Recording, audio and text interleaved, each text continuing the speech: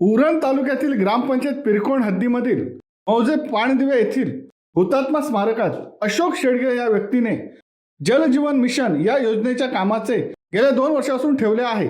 सदरचे बांधकाम साहित्य ठेवण्यासाठी त्यांनी ग्रामपंचायतीची कोणतीही परवानगी घेतलेली नाहीये। सदरचे हुतात्मा स्मारक पाणदिवे गावचे मंदिर तसेच प्रेरणास्थान आहे। या प्रेरणास्थानाचे गोडाऊनमध्ये रूपांतर करण्यात आल्याने संताप व्यक्त होतोय। या व्यक्तीला ग्रामस्थांकडून वारंवार सूचना दिल्या गेल्या आहेत, तरी सदर व्यक्ती साहित्य काढत नाही, अशी माहिती पिरकोण ग्रामपंचायतचे सदस्य तथा काँग्रेसचे तालुका युवक काँग्रेस अध्यक्ष नितेश पाटील यांनी शिवसत्ता टाइम्स न्यूज चॅनलला दिली। हुतात्मा स्मारकात बांधकाम साहित्य ठेवल्याने हुतात्मा स्मारकाची पडझड झाली। हुतात्मा स्मारक हे देशाचे प्रतीक आहे, देशाचा महत्त्वाचा ऐतिहासिक ठेवा आहे। अशा पवित्र ठिकाणचा उपयोग नको त्या गोष्टींसाठी होत असल्यामुळे नागरिकांमध्ये संतापाचे वातावरण पसरले।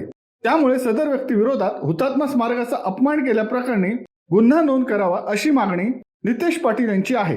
संबंधित व्यक्तीवर कारवाई न केल्यास हुतात्मा स्मारक पाणदिवे येथे 25 सप्टेंबर 2024 रोजी म्हणजेच हुतात्मा दिनी आमरण उपोषण करण्याचा इशारा नितेश पाटील यांनी प्रशासनाला दिलाय।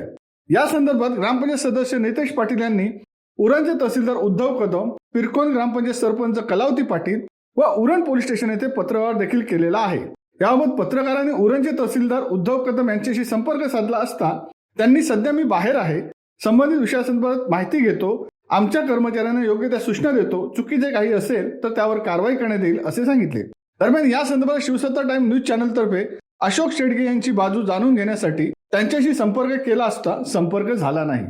मात्र नेमकी वस्तुस्थिती काय आहे याचे स्पष्टीकरण देऊन त्यांनी आपली बाजू उघड करावी अशी मागणी होते। शिवसत्ता टाइम्ससाठी विठ्ठल ममताबादे, उरण।